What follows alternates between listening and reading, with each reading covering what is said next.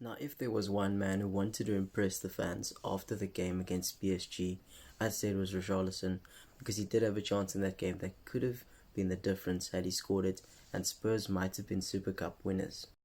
So to get into the game, the first goal came in the 10th minute, but prior to that, former Newcastle United goalkeeper Martin Dubravka made his debut for Burnley today, and he was one of the first goalkeepers to be penalised for the new 8-second rule that was implemented with goalkeepers.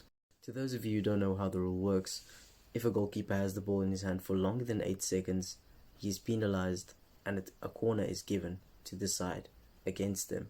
Either way, the first goal came about when Mohamed Kudus and Richarlison linked up quite well, and he played a ball to Richarlison, who put the ball into the bottom corner.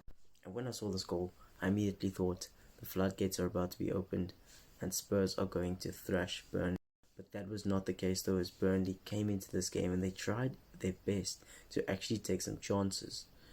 South African striker Altaaf had a chance, deflected away from Romero, the Spurs defender, and not long after, Maxime Esteve as well as Laurent, the midfielder for Burnley, they both wasted chances. That was about as much that happened, and it went into the first half break at 1-0 to Spurs, and I think that it would have been one of those games where Burnley could have thought to themselves, you know what, we can come into the second half and go. And talking about Burnley being happy about their first half performance, they came into the second half and had 2 more chances, and guess what they did? They wasted them. And I think wasted chances have just been the absolute topic of this weekend in general.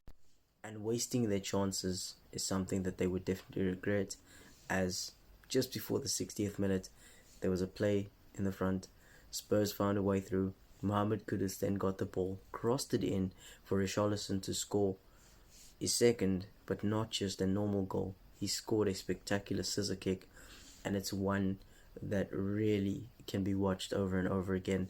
It was just that good. And speaking of Richarlison again, he got the ball to Pape Matar Sarr in the 66th minute, so 6 minutes after his goal.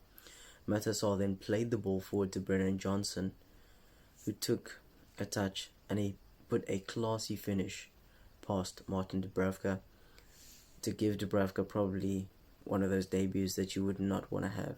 3 goals past him. Thomas Frank did continue to put some more players on. Matthijs Tal was given a chance. Dominic Solanke was also brought off the bench, and Solanke had a chance late in the game. He missed his shot, and the final score was 3-0 to Spurs. Unfortunately, it does seem as if Burnley could be in that same position that they were a few seasons ago, and that we would